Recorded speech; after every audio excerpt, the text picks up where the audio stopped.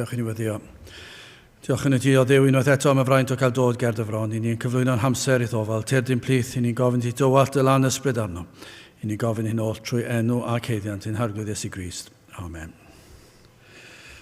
Croeso'n gwasanaeth ar ôl yr oedfa fe fi'n abaned drws nesaf yn y neuad. Fydd i'n hoedfa nesaf pnawn Sul ym hanner oed i 3. Ein cwrdd gweddi misol ar y drydydd nos Iau o'r mis sef Awst 21 am hanner oed i 7 drws nesaf yn y neuad fydd i'n cwrdd gweddi. Os dymunwch chi gyfrannu tuag at yr achos, mae plat ar gyfer y casglad yng nghefn y capel. Nawr, gadewch ni ddechrau'n gwasanaeth drwy ganu Emyryf 118. Iesu yw'r enw mawr digoll drwy'r ddeiar oll ar nef. 118 gewn ni sefyll i'w chanu.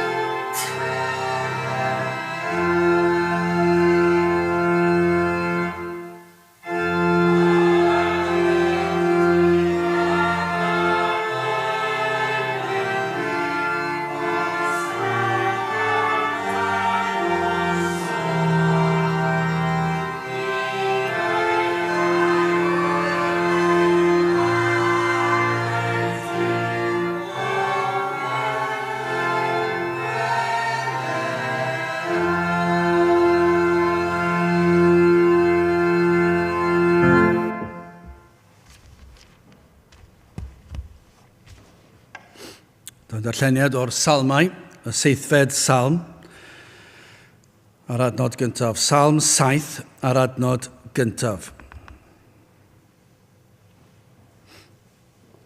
Arglwydd fy niw, ynot yr ymddiriedais, achub fi rhag fy holl erludwyr a gwared fi, rhag iddo larpio fy enaid fel llew, gan ei rwygo pryd na byddo gwaredydd. O arglwydd fy niw, os gwneithym hyn, o does anwiredd yn fy nwylo, o thelais ddrwg i'r neb oedd heddychol am mi. Ie, mi awaredais o'r hwn sydd elyn i mi heb achos. Erludiad y gelyn fy enaid, a goddi wedded, sathred hefyd fy mywyd i'r llawr, a gosoded fy ngogoniant yn y llwch.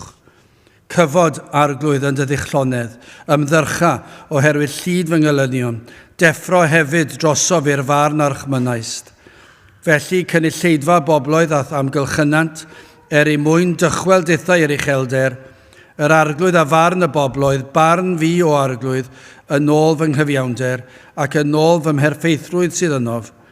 Dar fydded weithiau'n anwiredd yr aniwiolion, eithir cyfarwydda di y cyfiawn, canis y diw cyfiawn a chwilio cylonau a'r arenau. Fe amddiffyn sydd o ddiw, i a chawdwr y rhai uniawn o galon. Dyw sydd farnydd cyfiawn, a Dyw sydd ddicclon beinydd wrth yr aniwiol. Ond i ddychwel yr aniwiol, fe a hoga ei gleddyf, fe anelodd ei fwa ac ei paratodd. Paratodd hefyd iddo arfau angheuol, fe a drefnodd ei seithau yn erbyn yr ylidwyr, wele fe am ddwg yn wiredd ac a feichiogodd ar gamwedd ac esgorodd ar gelwydd. Torodd bwll, cloddiodd syrthiodd hefyd yn y clawdd am naeth, ei anwiredd ymchwil ar ei ben ei hun, a'i draha ddisgyn ar ei gopa ei hun. Clodforaf yr arglwydd yn ôl ei gyfiawnder, a chynmolaf enw yr arglwydd goruchaf. Byddai bendith Duw ar ei air sanctaidd ef. Gadewch ni nawr droi at ein harglwydd mewn gweddi. Diolch yn ei ti unwaith eto o Dduw am y fraint o cael dod, ger dy fron yn dod trwy enw, trwy heddiannau, dy fab yn gwaredwr yr arglwydd Iesu Grist. I ni'n diolch am y ffordd sydd wedi hagor, cyn i'r byd cael ei lunio, i'r drindod drefnu ffordd, y byddai modd achub pechadur. Ac felly o Dduw, i ni yn diolch i ti bod y ffordd yma wedi chyhoeddi o'r cychwyn trwy gydol dy air a dros y canrifoedd. O Dduw, i ni yn diolch i ti am yr Efengyl Sanctaidd, yn diolch dy fod wedi caniatáu i ni cael glywed am y ffordd yma a gorwyd trwy'r arglwydd Iesu Grist, fod e wedi dod yn ifydd i'r byd a cymryd ein cosb arno ef ei hun. Ac felly o Dduw, i ni yn gweddio byddwn ni yn dod i werthfawrogi yr Efengyl yn fwy, yn dod i'th garu di yn fwy, yn dod i ddymuno dy wasanaethu di yn well. I ni'n gofyn i ti fadden ni mor aml nad ydyn ni yn dy garu di fel ac y dylsem, nad ydyn ni yn dod yn agos i dy wasanaethu di fel ac y dylsem. O Dduw, mae dy air yn dangos i ni. Yr hyn y dylsem fod yn dangos i ni, o Dduw, bod y bob un cymhelliad yno ar ein cyfer ni. Os i ni'n honni ein bod ni'n eiddo i ti, yna ni ddylai'r pethau hyn fod o unrhyw ymdrech o gwbl, dylai fod yn awydd naturiol yno, y gogwydd yna, y tuag ata ti, tuag ata bethau di, i ddod i'th geisio di, i ddod i'th foliannu di, i'th fwynhau di. Ond o Dduw, maddau ni bod ni'n caniatáu i'r byd yma'n tynnu ni lawr, ac i ddylanwadu arno, ac yn gofyn i ti o Dduw, i helpu ni fod yr hyn y dylsen ni fod, y helpu ni i gael y weledigaeth sydd yn glir. O Dduw, na fyddwn ni'n esgusodi'n hunan fel i ni mor aml yn ffeindio rhyw esgus sydd yn cyfiawnhau ein difaterwch ni, ein diogi ni, ein anghrediniaeth ni. O Dduw, mae yna wastad rhyw ffordd i ni'n gallu cyfiawnhau nad ydyn ni'n troed ati. Maddau ni am hyn o Dduw. Gad i'n cylonau losgi oddi mewn. Gad i ni fod ar dan am dy bethau di. Gad i ni wybod rhywbeth am y cyffyrddiad honno hynny o'r nef. Y bydd yna awel o'r nef yn dod i lawr yma yn ystod ein hoedfa. O Dduw, i ni yn gwybod mai dyma yw yr unig ateb. I ni'n gwybod wastad wedi gwybod hyn. I wedi darllen yn dy air. I ni wedi darllen yn llyfrau hanes ein gwlad ni yma. O bob gwlad yn y byd o Dduw. Mae'n gwlad fach ni yn gwybod mai dyma yw yr unig ateb. Yw pan fod Crist yn cael ei gyhoeddi. Ac yn nerth yr ysbryd glân, a fod yn dod lawr yn nerth yr ysbryd glân. Ond o Dduw, rhywsut i ni wedi llwyddo troi'n cefn ar hyn, troi cefn ar galw arna ti i ddod lawr i'n plith. Maddau ni am hyn, helpa ni i alw ac i bledio, i ti ddod lawr i'n hoedfaw ni, i'n hamseroedd tawel ni pan i ni yn darllen dy air ac yn galw ar denw ar pen ein hunan. I ni'n gweddio Dduw ac yn wybod rhywbeth am cyffyrddiad o'r nef yn ein bywydau personol. O Dduw, tyrd, i ni'n gofyn am i ti ddod lawr. Ni'n fydyddio ni ar ysbryd glân, a nerth yr ysbryd glân. Gad i ni wybod rhywbeth yn yr oedfa hon. Rhyw ffenes fydd yn cael ei hagor yn y nef, a fod yn dod lawr. O Dduw, i ni'n gwybod o fod yn addo bod lle mae yna 2 neu 3 wedi ymgynnull yn denw. Ond o Dduw, gad i ni wybod fod yna rai o'r wyt ti'n gallu ymddiried ynddynt i ddod lawr a bendithio. I ni mor falch o Dduw ac yn mor dieddol i ddwyn y clod i ni'n hunan. Ond o Dduw, ni'n gweddio, na fyddwn ni yn neud hyn. Rhwystra ni rhag dwyn y clod. Helpa ni ddyrchafu enw di gorywch pob enw arall. Felly o Dduw, ni'n cyflwyno'n hoedfaith ofal, ni'n gofyn bydde di'n diogelu ni rhag yr un drwg. Cadwa pob un ymosodiad o'r un drwg i ffwrdd, a nertha ni yn ein hyddoliad. Gad i ni wybod y fod yma, trwy gydol yr oedfa. Wrth i ni ganu, wrth i ni alw ar denw, wrth i ni ystyried y air. Gad i ni fedru tystio yr oedd y ti yma gyda ni. Felly o Dduw, bendithio diogela nawr. I ni gofyn hyn oll trwy enw ac heiddiant, ein harglwydd Iesu Grist. Amen.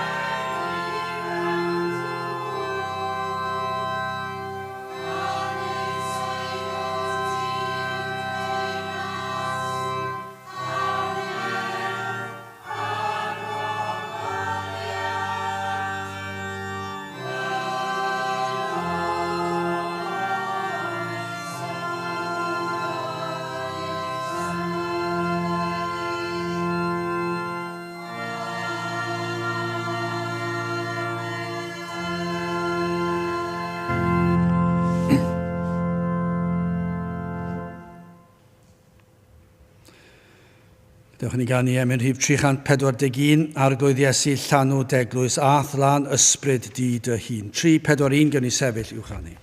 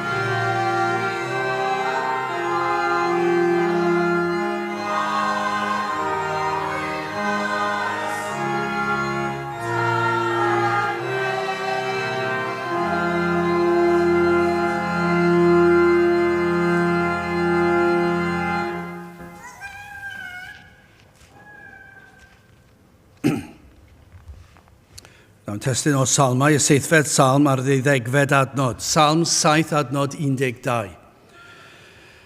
Ond i ddychwel yr aniwiol, fe a hoga ei gleddyf, fe a anelodd ei fwa, ac ei paratodd. Nawr yn aml, dwi'n at y casgliad nad ydym yn cael ein dylanwadu yn ormodol gan eraill. Fi'n siŵr bod rhai yn dweud eu bod nhw'n cael eu dylanwadu'n hawdd iawn gan bobl eraill. Ond fi'n siŵr bod yna lawer ohono ni yn meddwl yn ein pennau nad ydyn ni'n cael ein dylanwadu gan y rhai sydd yn cwmpas ni a chymdeithas a'r byd. I ni weddol sicr, wel, mae hwnna'n braidd yn hirtu ddweud a beth, achos mae'n anodd iawn yn diwe. Os ych chi'n meddwl am ffasiwn a dillad, mae bron yn amhosibl peidio cael eich dylanwadu, achos does dim dewis yn y siopau.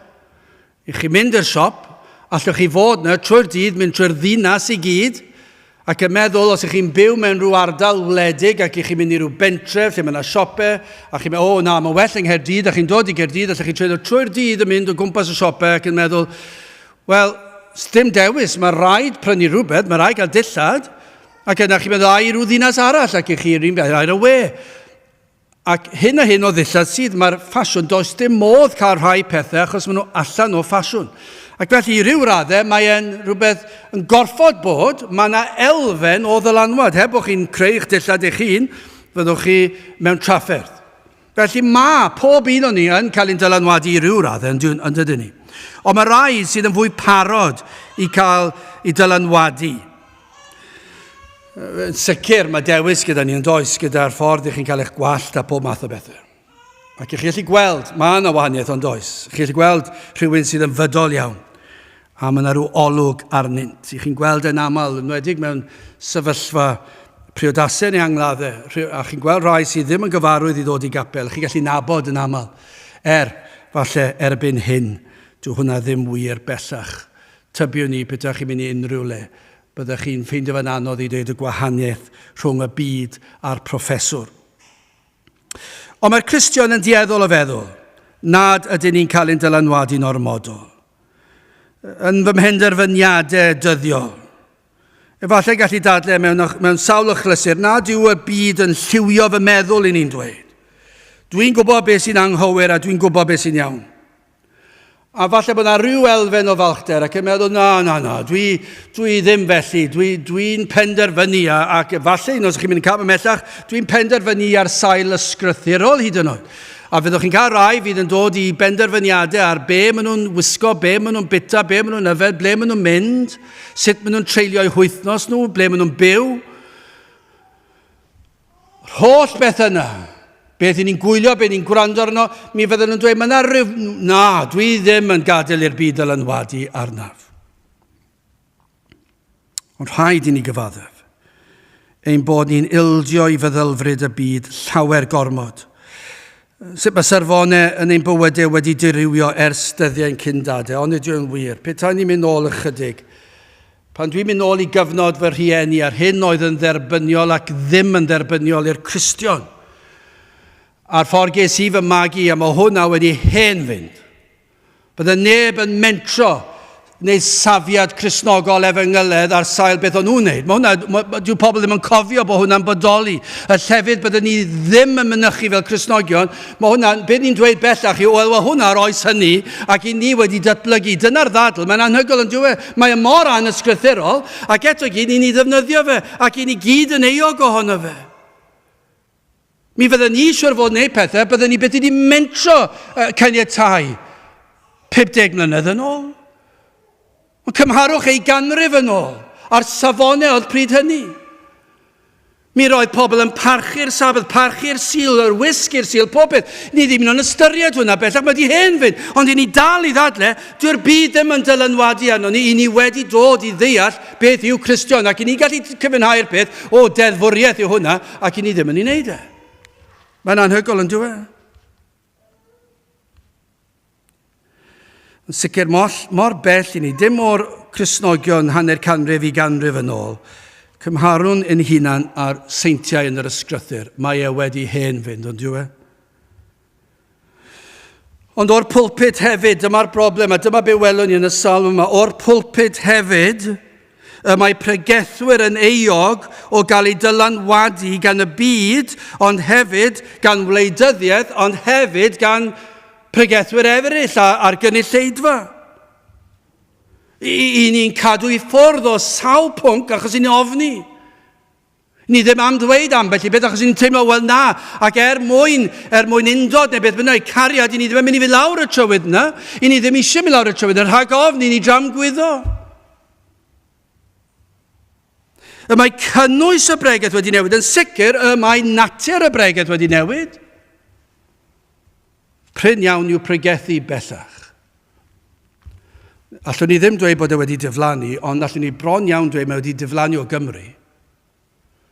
Ni'n ddiolchgar iawn am yr rhai dath Ogledd Iwerddon ac o'r rhai llefydd eraill. Ni'n ddiolchgar pan y mae pregethu'n digwydd, ond mae e bron wedi mynd, ond dweud, mae e bron wedi diflannu o'r wlad. Ond nid dim unig y bregeth, ond mae'r cynnwys y bregeth, mae cynnwys y bregeth wedi ddirywio, ond dweud. Ni roddir disgwyliadau ar y Cristion, ni roddir rhybydd i'r digred, derbynnu'r unrhyw broffes, heb ar cwestiwn yn dod yn agos. Wrth gwrs, yn yr hen ddyddiau, bydde lot o marciau cwestiwn wedi cael ei roi. Gellir dweud o'n nhw rhy llym ar y degau, ond tybiwn ni o'n nhw lot agosach ati nag i ni heddi. Mae cynlleied yn dod nawr, bron iawn, petai rhywun yn dod i'r oedfa yma pnawn di Sul. Byddech chi bron iawn eisiau rhoi swydd iddyn nhw'n syth mwyn i cadw nhw yma. A bydde dim cwestiwn. Ti'n credu? Ti'n addoli? Popeth yn iawn, ti'n Gristion? Ac byddwn ni'n dweud, o na, falle na ddim dweud dy fod ti'n Gristion, ond na wneud ti feddwl dy fod ti'n Gristion. Mae'r sefyllfa wedi mynd mor druenus. Ofnir nad ydym yn cadw at yr hyn sy'n wleidyddol neu'n efengylaeth gwleidyddol dderbyniol. Ofnir tramgwyddo pregethwyr eraill heb sôn am y byd. Mae pwysleisir efallai undod a chariad ac esgyluso cyfiawnder a barn Duw. Sut fedrwch chi bregethu ar testyn fel hon? Wel, yr ateb yw peidiwch a pregethu ar testyn fel hon. Dyna'r ateb. Dyna be fydd yn digwydd. Dewyswch testunau sydd yn fwy cyffyrddus. Ac os mae'r testun yn anghyffyrddus, sgipiwch drosto fe. Sdim eisiau sôn amdano fe. Ond bydde hwnna beth wedi digwydd canrifoedd yn ôl. Ond mae'r adnod yma yn codi dychryn. Pan weles i'r adnod yma, mae'n wir yn eich sigloch chi. Gwrandewch ar yr adnod. Ond i ddychwel yr anniwiol, a mae Duw, a hoga i gleddyf. Anelodd ei fwa ac ei paratodd. Mae Duw wedi tynnu gleddyf allan o'r wain. Mae wedi dechrau minio'r gleddyf. A mae'n barod i'w daro i lawr. Mae'r bwa ar saith, y darlun yw, mae'r bwa ar saith, fel y rai mawr yna, a'r darlun yn yr hyn, oedd rai mor fawr yn nhw mor dal ar dyn, ac oedd roed nhw ddal i trad ar waelod y bwa, achos oedd e mor galed, os ydych nhw wedi cael y tro ar fwa saith go iawn, nid un plentyn, ond un go iawn, mae'n gadael marciau diri ar eich braich chi, pan ych chi'n gadael ei fynd, ond ych chi'n gofod dynnu fe, a'i barod, dyma'r darlun, mae'r arglwydd, mae Duw gyda'r bwa wedi dynnu reit nôl, a mae'n barod i saethu'r bwa, i'r rhai sy'n gwrthod edi farhau. I'r proffesor ffals. Mae'r arglwydd gyda'i gleddyf yn ei law, mae e wedi i baratoi, mae e mor fin, byddech chi gallu torri darn o fara, byddech chi'n torri gig, a byddech chi gallu rhoi llinell syth trwyddo fe. Dyna'r darlun sydd fan hyn yn yr adnod yma. Dyw hwnna ddim yn neis iawn, nag yw?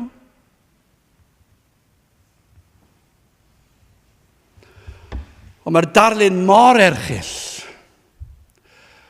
Ond bron iawn, wel dim bron iawn, yn sicr allwch chi ddweud hyn. Y mwyaf erchyll y darlun yw mwyaf y trigaredd.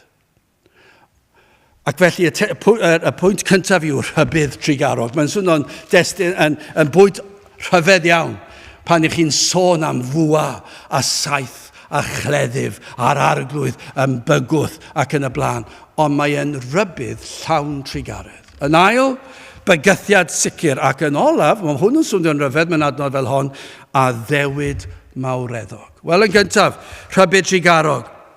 Mor aml, pan cei rhywun yn rybuddio, nid yw e'n wir, edrychir arnynt fel rhai llym a chaled. I ni'n gweld hwnna o fewn ysgolion, i ni fel athro ac yn mynd i'r ysgol, o'ch chi'n gweld rhai yn meddwl, yn wedi rhai ifanc yn dod mewn yn teimlo, wel, bod disgybleth, chi ddim eisiau bod yn rhy disgybledig, chi eisiau bod yn ffrindiau gyda'r plant.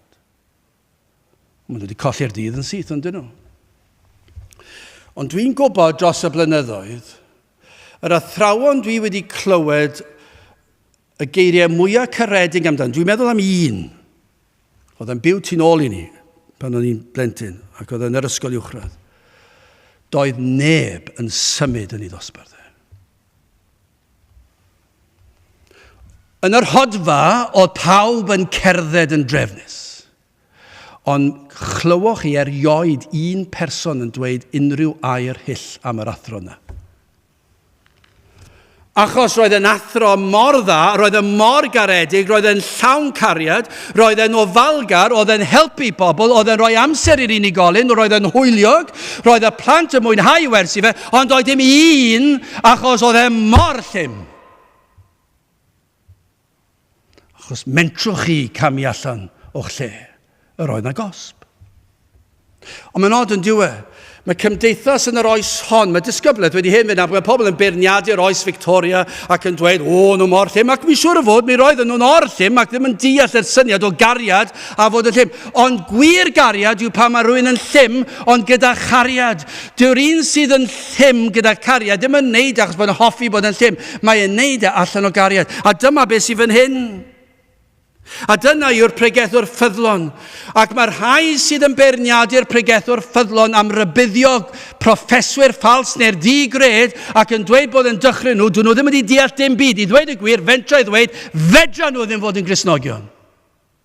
Allai ddim deall sut allan nhw fod.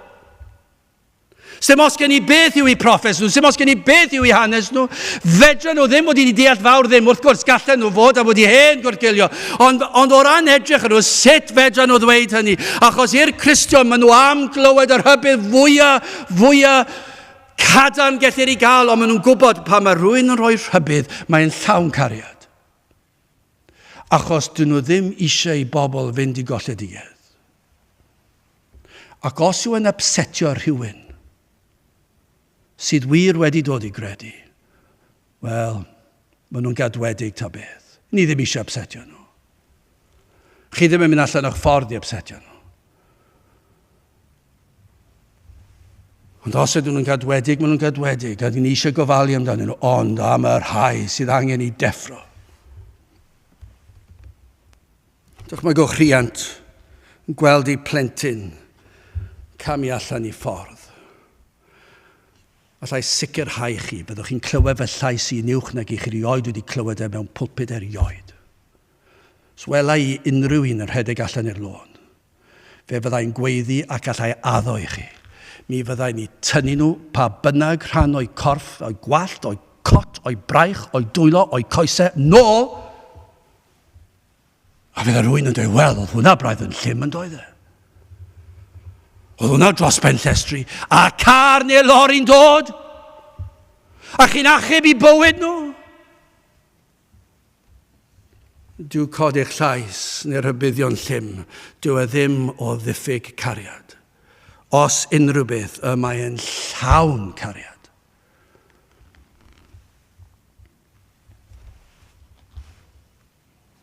Ond dyna sydd o'n blaenau ni fan hyn. Y rhybudd gan Dduw. Ond hefyd, mae'r hybydd yn dod o enau'r pregethwr hefyd. Yr hybydd o gariad a baich am lles y neidiau. Nid rhybydd o gasineb yw e. Ni byddai hynny yn gwneud synwyr na fydde. Gan y daw yr hybydd yn y gobaith a bydd y grandawyr yn gwrando ac yn ymateb. Gelwyr ar yr enaid pechadurus i edifarhau i droi o bechod. Dyna beth mae'n dweud. Mae'n galw, dyma beth mae Salmydd yn dweud, mae'n galw ar yr un pechadurus, yr un sy'n golledig, edifarha, tro. Dyna beth mae'n dweud, trowch. Ond bydd rhywun yn dweud, byddwch yn ofalus, falle ddown nhw ddim nôl to i'r cwrdd. Mae eisiau dyfrio fel lawr tym bach. Mae eisiau bod yn ofalus. Nad yw'r llais richel. Sa'n eisiau nhw deimlo mai amdano nhw ni'n sôn. Dwi'n cweit yn siŵr pam. Achos mae'r salmydd yn dweud, tro at Dduw neu fe fydd y cleddyf yn dod lawr ar dy ben. Neu fydd y bwa saith yn seithi trwy'r awyr, fydd y seith yn mynd reit trwy ddod. Dyna beth mae'n dweud. Os na newch chi droi, os na newch chi edifarhau, fe fydd a farn, fe fydd na gosb.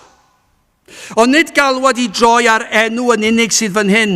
Nid galwad i wneud proffesi fan hyn. Nid wneud rhyw ddatganiad eich bod am droi. Dwi ddim byd o'r fath. I chi ddim yn gallu chwarae ar eiriau fel hyn a dweud, wel, ro rhyw gydnabyddiaeth. Tudur cwrgweddi, unwaith y mis. Fydd popeth yn iawn.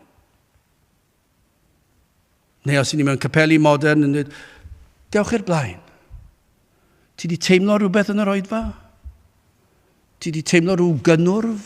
Oedd y dôn, o ti'n hoffi'r dôn? Oedd y neud ti teimlo, oedd y galon yn curo ti'n bach yn gynt? O ti'n hoffi'r siaradwr? Yn wedi yn y rai modern yma, lle tynnu teibant a jacket bant, a chi'n gwisgo par o jeans, chi'n dod lawr a chi'n uniaethu gyda'r bobl. Chi'n neud nhw deimlo'n gyffyrddus. Chi'n rhoi stori fach iddyn nhw, falle stori drist o rhywun sydd wedi marw. pawb yn emosiynol. Gar ddiwedd yr oedfa chi'n sôn am gariad Crist, a maen nhw'n dod mlaen i'r blaen, a maen nhw'n dweud, ti'n teimlo rhywbeth, tyrd, arwydda fan hyn, ti'n Gristion nawr. Dwi wedi clywed hyn yn dweud, dwed dy fod i'n credu yn yr Iesu a mi rwyt ti'n Gristion. Dwi wedi clywed pobl Efengyledd yn dweud na, diwygiedig hyd yn oed. Dwed dy fod i'n credu yn yr Iesu ac mi rwyt ti'n Gristion. Sawl un bydd yn uffern, bydd wedi clywed y cyngor hynny.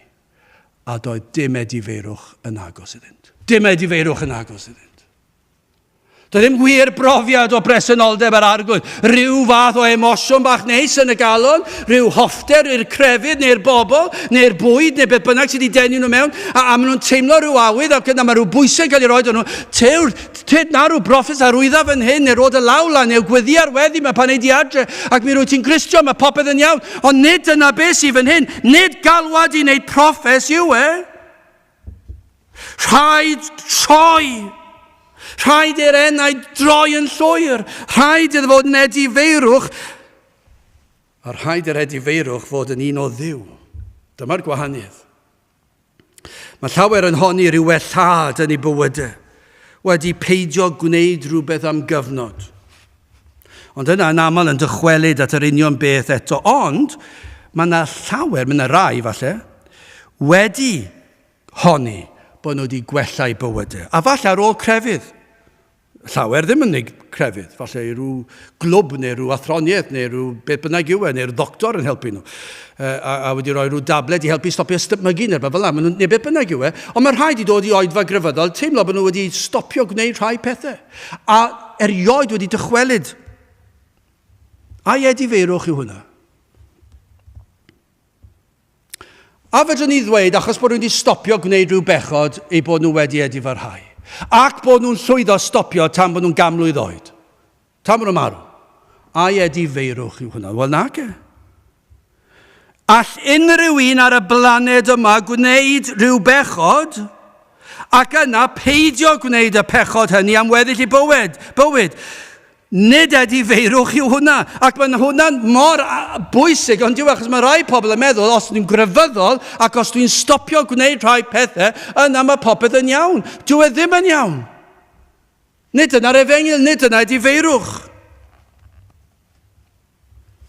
Achos gwir edifeirwch yw tristwch yr enaid. Nid peidio pechu yn unig yw edifeirwch. Gan y gellir peidio gwneud rhywbeth heb edifeirwch. Troad y galon a'r bywyd yw edifeirwch. Mae yna dro. Ac fedrwn ni ddim wneud hynny heb nerth Duw.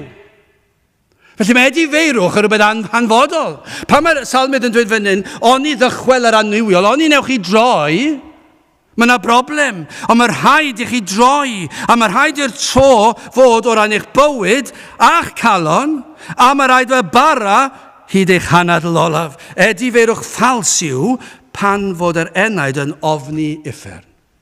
Yn unig. Grandewch ar hwnna. Mae hwnna'n rhywbeth yn diwe. Os ych chi'n cwestiynu hynny, dewch i ddadlau gyda Spurgeon. A holl ysgrythyr. Edifeirwch ffals yw pan mae'r enaid yn ofni colledigaeth yn unig. Gwir edifeirwch yw pan i chi'n ofni pechu gan yn tramgwyddo Duw. Edifeirwch ffals yw ofni digofaint Duw. Pan y mae gwir edifeirwch yn ofni achos digofaint Duw sef pechod. Yng nghyd-destun person Duw. Dyna yw edifeirwch, mae yngwyneb yng ngoleuni yr holl alluog Dduw. Ac mae'r enaid yn gweld mawredd a gogoniant a ffyrdeb a sancteiddrwydd Dduw, ac mae'n gweld bod Dduw yn gwbl deg a gwbl cyfiawn, ac mae wedi gweld ei bechod, ac mae'n teimlo, dwi am troi o fy mechod achos mae'n tramgwyddo Dduw. Dwi e ddim yn troi o'i bechod achos uffern, dwi e ddim yn troi o'i bechod achos digofaint Dduw. Mae'n troi o'i bechod achos mae'n tramgwyddo Dduw yn ei bechod, ac mae am fynd ohono fe. Dywed Spurgeon fod lladron yn aml yn ofni carchar, ond petai nhw'n cael ei rhyddhau o'r carchar, byddant yn dwyn eto. Tybyn nhw, mae'n ddigon gwir am bob un ohono ni. Petai rhywun yn pechu. Ac yna'n dechrau meddwl, wel, yma yna farn. Felly fi stopio. Nid edifeirwch o hwnna. Petai chi'n dweud wrthyn nhw, does dim barn, does dim effer, wel pam dwi'n stopio pechu te? Fedrai pechu. Allai fwynhau. Allai fi mas yn nos Wener. Allai feddwi'n racs. Allai cyd-fyw gyda unrhyw un dwi eisiau bod. Allai fod yn anfoesol, achos dim barn. Pwy sy'n mynd stopio fi? Ond falle bod rhai ddim yn gwneud y pethau ni rhag ofn bod na Dduw. Rhag ofn bod na farn, ond dyn nhw ddim yn ofni tramgwyddo Duw. Gai ofyn i chi, beth yw eich agwedd at eich pechod? Yn ystod amser yma'r flwyddyn, dwi wedi clywed sôn rhywbeth bod na y wenyn, bod nhw ar eu cynnydd. Dwi ddim wedi gweld llawer, ond fi wedi gweld un sydd yn niwsans yn yr ardd. Mae e reit wrth fy mhenni trwy'r amser. Dwi wedi gweld llawer, jyst un. A mae rai fi ddweud, pan dwi'n gweld gwenyn, sy'n os gen i gweld llygod neu llygod yn fawr, sy'n os gen i gweld unrhyw beth. Pan dwi'n gweld gwenyn, dwi'n rhedeg i ffwrdd. Dwi'n neidio, dwi'n rhedeg i ffwrdd. Mae'n dweud wrth chi mae'n chi eistedd yn llonydd, fe ddim eistedd yn llonydd. Os oes cap ar ymhenni, dwi'n tynnu'r bant, dwi'n chwifio, dwi'n neud pob math o symudiadau. Ac os loi'n agos at nith gwenyn, fel ni wedi cael yn ti ar un flwyddyn, gafon ni sawl un o bob math, o pethau mwyaf erchill. A gweld nhw'n hedfa mewn. A dwi'n cadw fy mhellter i ffwrdd, mor bell ac y gallai. Gai ofyn i chi, a ydych chi yn teimlo felly am eich pechod?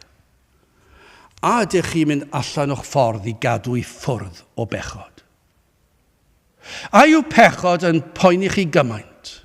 I'r angredadau nawr. Dyma arwydd bod yna waith wedi dechrau yn yr angredadau. Ei bod nhw'n dechrau teimlo'i pechod ac yn ei weld e fel niwed gall frifo fi. Mae wedi gweld bod y pechod yma mynd i amharu fy mherthynas i a Dduw a mae'n tramgwyddo Duw ac felly dwi'n cadw i ffwrdd. Fel Cristion yn sicr dylai fod. Mi ddylen ni gadw i ffwrdd o'r byd sydd yn golygu fy mod i'n cyfaddawdu fel Cristion a fy mod i'n cadw pellter i ffwrdd ohono. Dwi ddim eisiau dod yn agos i glyw neu sain neu golwg y byd a'i temptasiynau. Dyna beth ddylai'r Cristion fod, ond i'r ceisiwr, yr un sydd yn ceisio iachawdwriaeth, sydd wedi dechrau gweld ei bechod, mae'r pechod yma'n pwyso mor drwm ar ei enaid, mae e am gadw pellter.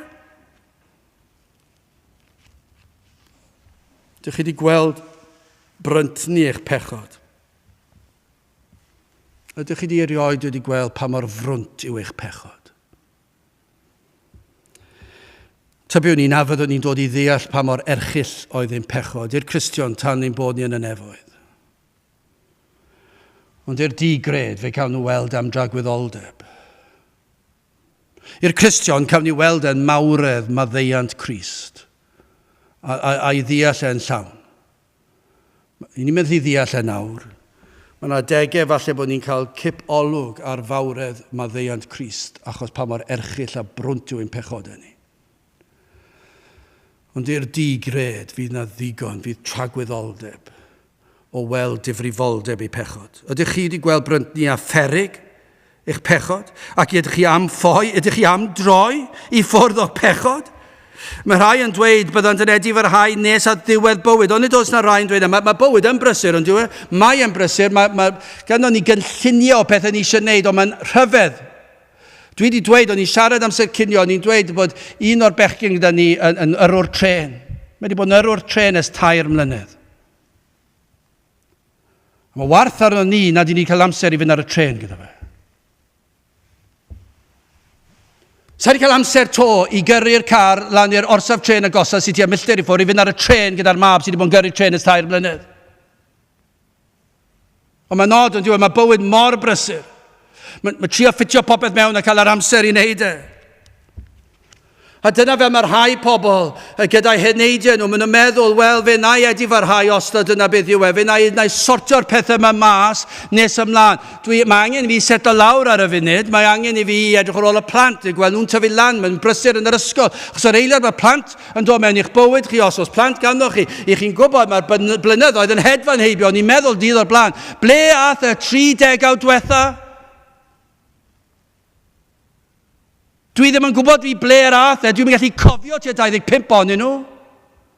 Mae rai fi edrych ar lluniau i atgoffa fy hunan beth oedd e fel. Mae bywyd yn hedfan, a mae rai pobl yn meddwl fel am eu pechod nhw. Mae rai ddelio gyda fe pan fydd amser, ac yna maen nhw'n dod i'w 30au, 40au, maen nhw'n mor brysur. Maen nhw'n goffod trefnu gymaint o beth, ac yna maen nhw'n pan fyddai'n 50, pan fyddai'n 60. A tybio ni fod yna rai o ddifri am y peth. Maen nhw'n dweud, fe fyddai cyn i fi farw, fe na i drafod ac ystyried y pethau yma. Na i ystyried troi, na i ystyried bod yn grefyddol, na i ystyried mynd i'r capel yn fwy ffyddlon. Dychmygwch y sefyllfa, beth rhywun yn meddwl aros tan yn hen, ac yna pan maen nhw yn hen, achos mae'n dod yn gloi yn dweud.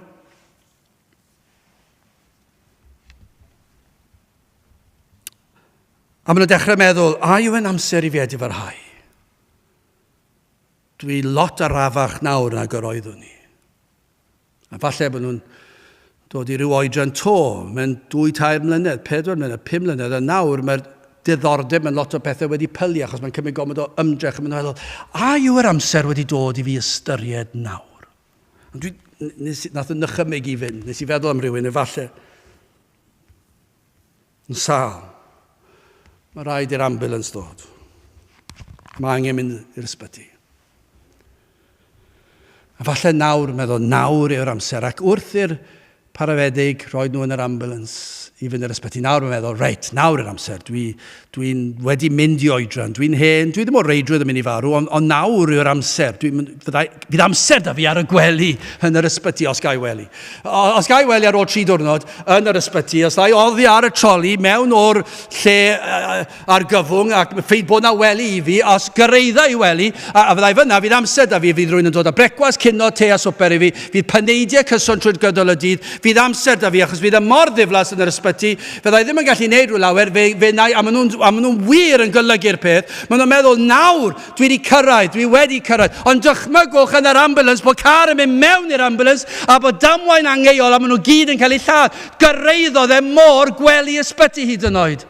Nawr wrth gwrs mae'r darlun yn hirt, achos gallen nhw wedi cael eu lladd blynyddoedd ynghynt, gallen nhw wedi cael trawiad ar y galon blynyddoedd ynghynt, gallen nhw, i ddweud y gwir i chi, tybio ni, fydd dim llawer yn cyrraedd gwely ysbyty yn ei hoedran yn barod i ystyried tragwyddoldeb a throi. Chi'n gwybod pam? Mae'r mwyafrif ohonyn nhw, nid pob un, ond mae'r mwyafrif yn nhw mor galed. Does dim awydd troi. Maen nhw'n hapus ei byd.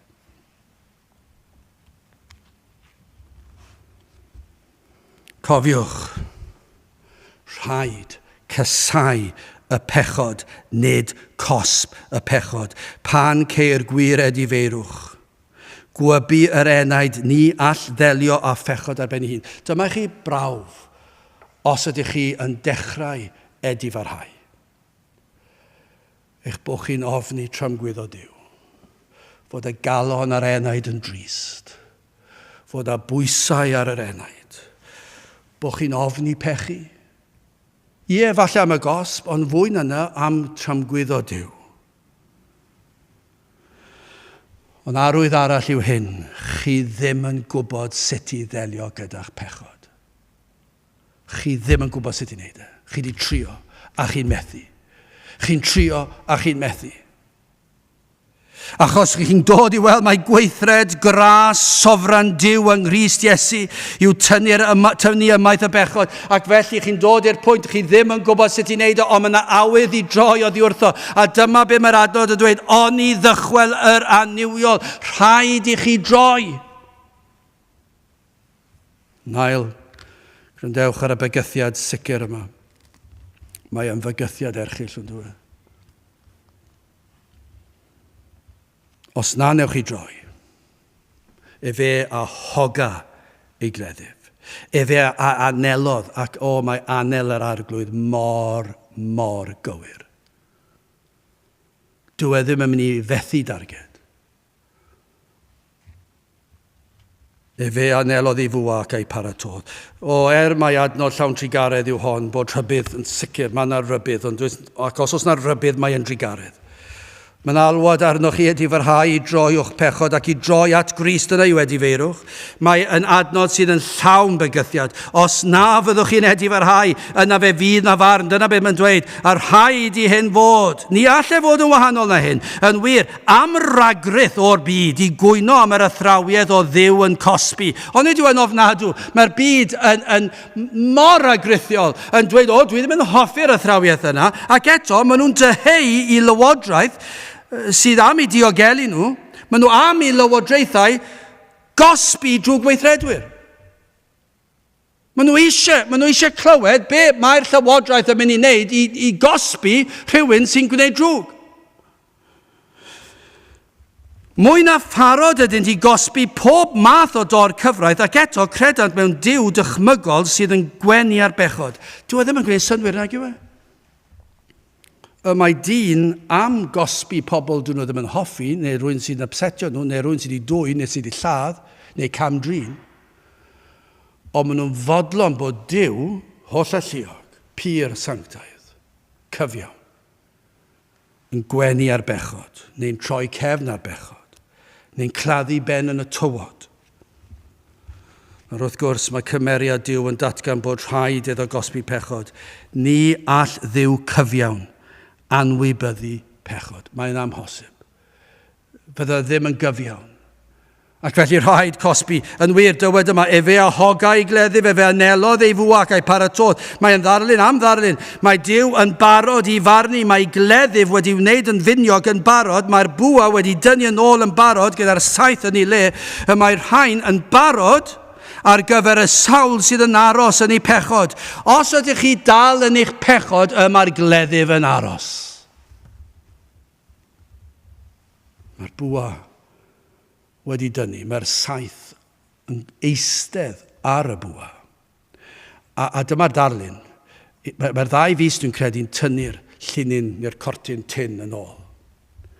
A na gyd sy'n rhaid chi wneud yw symud y bus, a fe fydd y saith yn hedfan. Mae'n driennus ond dyma'r darlun, mae'n anwyliaid I ni sydd yn gwrthod troi fod Duw gyda'i gleddyf a'i fwa saith yn barod wedi anelu.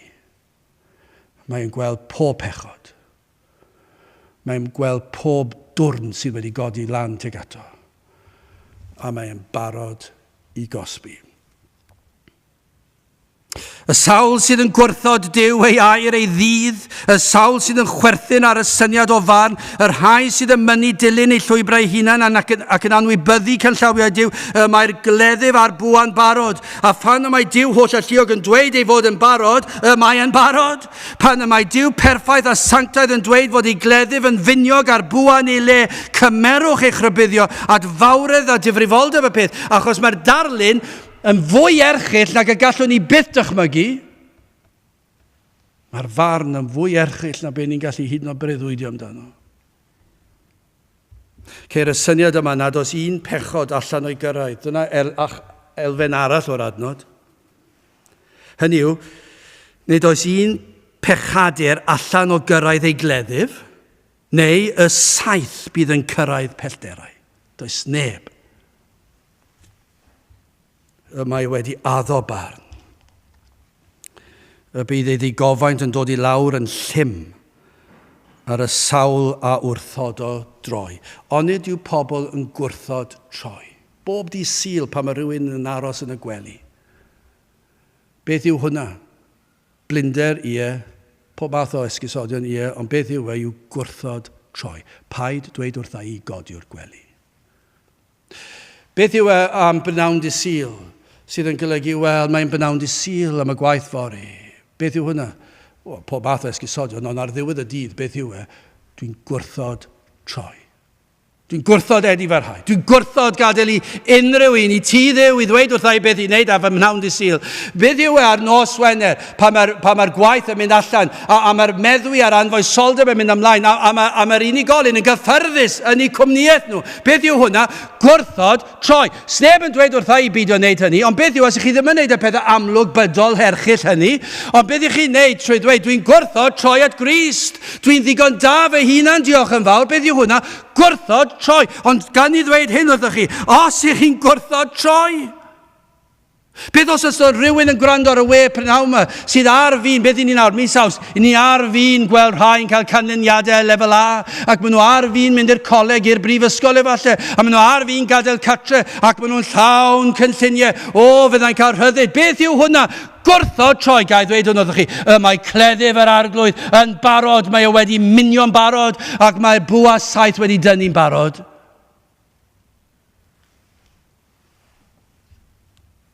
Ond yw hanes yn datgan geirwiredd y bygythiad. Be ddigwyddodd adeg addag Efa, cafon nhw taflu allan o arddeden. Be ddigwyddodd I Noa a'r bobl o'i cwmpas e. Fe nath Duw ddweud beth oedd yn mynd I ddigwydd. Fe ddath y glaw, a fe foddwyd y byd, ac fe arnofiodd yr arch gyda Noa I deulu. Be ddigwyddodd I Sodom a Gomora, be ddigwyddodd yn y môr coch. Ath yr Israeliaid yr Iddewon trwy'r môr yn ddiogel ac yna ar fyddin yr Aifft, fe ddath y môr I lawr, am farn. Yr oedd yr amseru'n berffaith. Achos i'r iddew olaf I gamu ar dir sych. A phan oedd y milwyr I gyd oedd fod yn y môr, fe nath Duw saethu'r fwa. Yr oedd y gleddyf yn barod, fe ddath y môr I lawr. Felly, os ych chi'n meddwl y gallwch chi osgoi barn Duw, ystyriwch eto. Ond onid yw eich cydwybod yn datgan I chi fod na rybydd a bygythiad yn sicr. Onid yw yna, tybiwn ni, mae pobl yn gwrthod hwn, maen nhw'n gwadu'r peth, ac mae hwn sydd yn anodd I brofi, nes bod rhywun yn dod yn Gristion, a mae'r Cristnogion yn tystio mi roedden nhw fel hyn. Ond i'r byd, i'r digred, i'r pechadur, dyn nhw ddim yn fod yn cyfaddau hwn, ond I ni'n gwybod yn yr is-ymwybod, mae arwaelod yng nghefn y meddwl, yn y galon, yn yr enhaid, maen nhw'n gwybod fe fydd na farn. Maen nhw'n gwybod. Pan maen nhw'n mynd allan gyda'i ffrindiau, maen nhw'n hapus. Mae rhaid cael diod I wneud nhw'n hapus. Mae rhaid cael sawl un I wneud nhw'n hapus. Mae rhaid cael rhyw adloniant I wneud nhw'n hapus, ond maen nhw'n hapus. Maen nhw'n hapus, dim cwestiwn amdano, maen nhw'n hapus. Ond maen nhw'n gwybod fod eu cydwybod yn dweud wrthyn nhw, mae'r gleddyf yn agos. Mae'r bwa saith yn barod i'w saethu.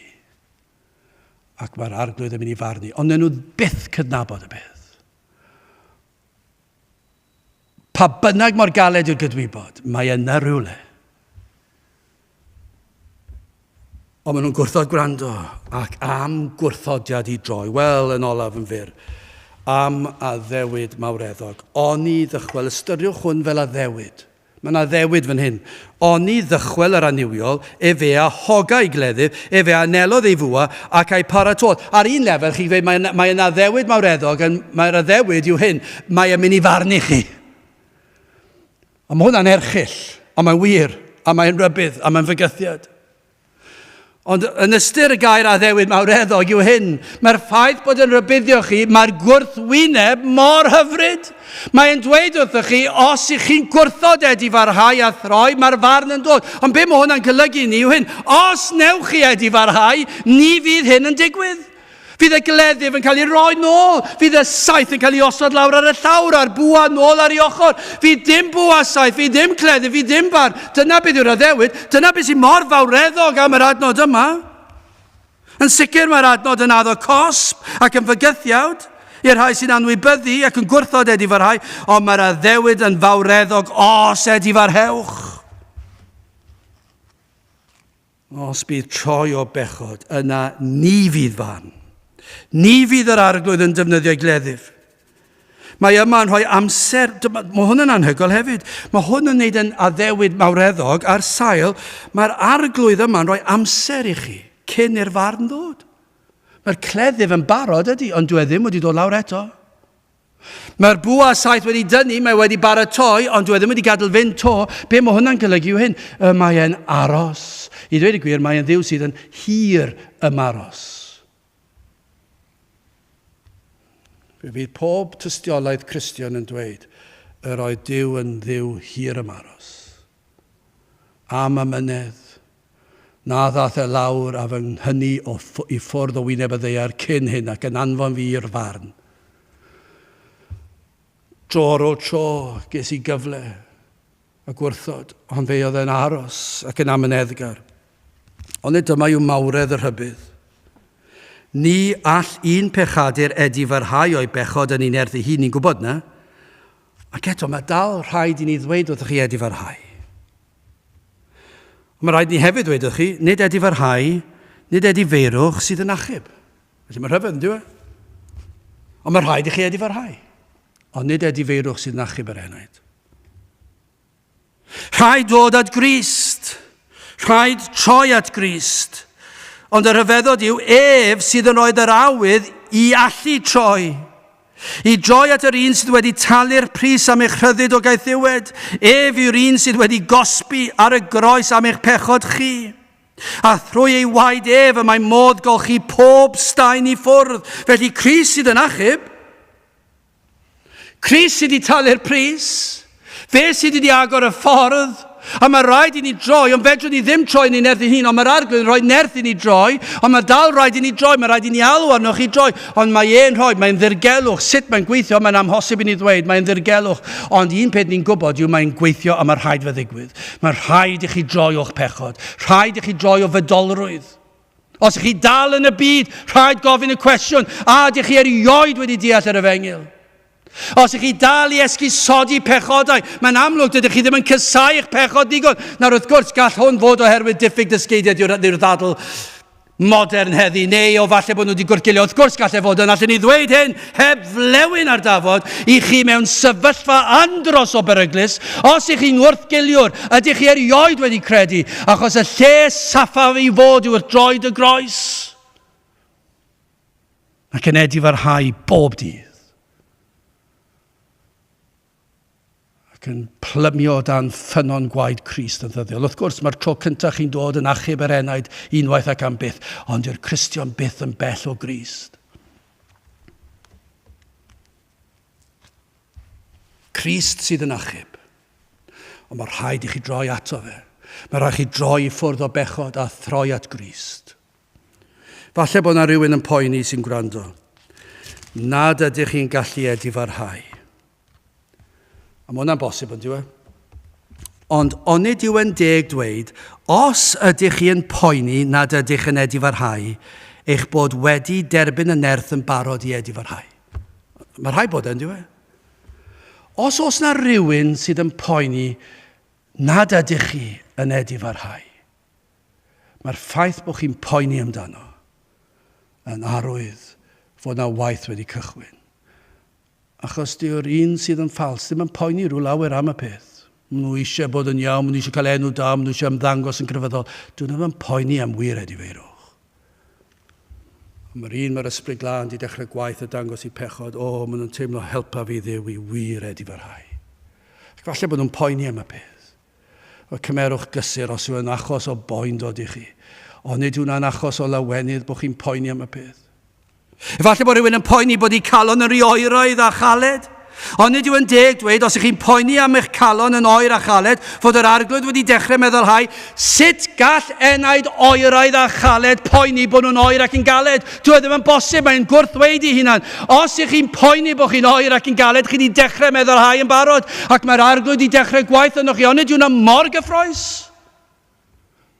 Y mae'r proffesor ffals ddim yn poeni os ydyn oer, achos be maen nhw'n dweud yw, pa hawl sydd gen ti pregethwr i ddweud fy mod i'n oer? Ac yn galed. Sa'n dod fel un to, chi rill ddim, cerdded mas o'r drws a dweud pob math o bethau hyll amdano ni. Fedrwn ni ddweud hyn wrth chi, y mae'r gwir ceisiwr yn poeni bod nhw'n oer ac yn galed. A mae hwnna'n amhosibl i rywun sydd yn oer ac yn galed. Mae'n achos i lawenhau fod yr arglwydd wedi dechrau meddalhau a chynhesu'ch calon, felly dewch at Grist tra'i fod yn agos. Dewch o droed y groes ble bydd cynhesrwydd cariad Crist. Yn meddalhau eich calon galed, mae dal rhaid chi ddod. Mae'r oedi yn beryglus. Achos gall hynny brofi na ddath unrhyw waith yno chi yn y lle cyntaf, mae dal rhaid chi ddod at Grist.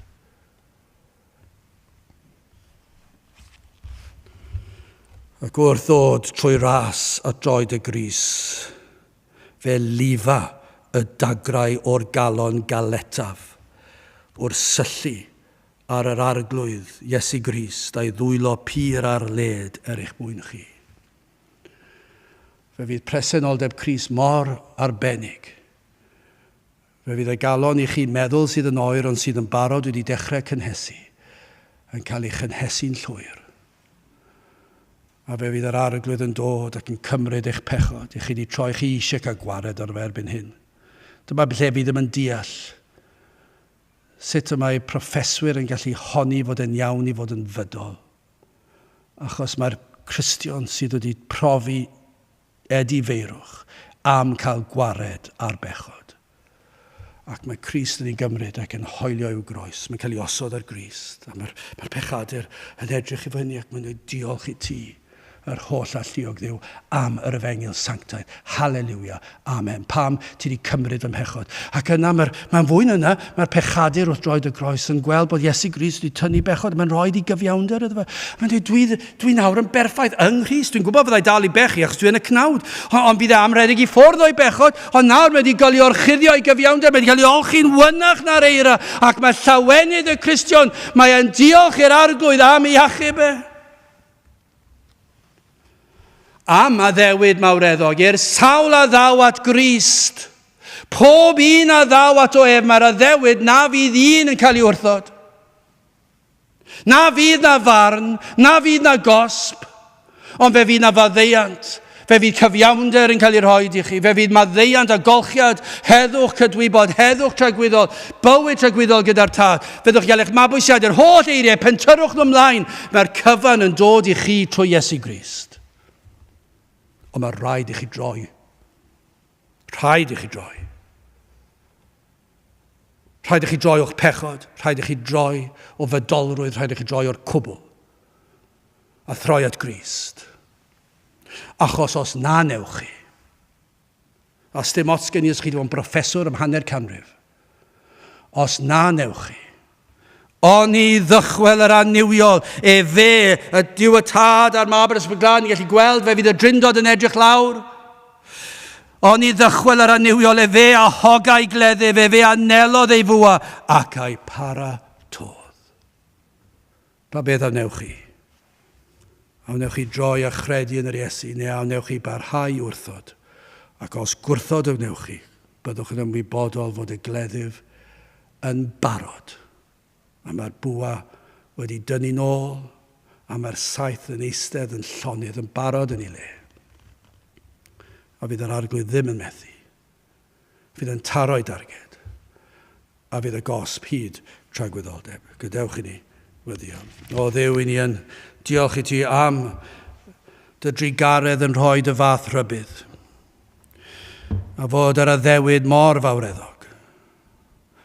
Os fydd na edifeirwch, yna ni fydd na farn, a fe fydd na fywyd tragwyddol. Te'r gweithio neu'n plith. Arwain y neidiau droed y groes, sy'n ni'n gofyn i'n ôl trwy enw ac heiddiant yn harglwydd Iesu Grist. Amen. Wel, i orffen y gwasanaeth, gadewch i ni ganu emrif 380. 380. Fe roed arno bwys euogrwydd, pwys nallsa i ddal, modd un gos pechodau myrdd o ddynion, heb un pechod ynddo hun. 380 gen i sefyll i'w chanu.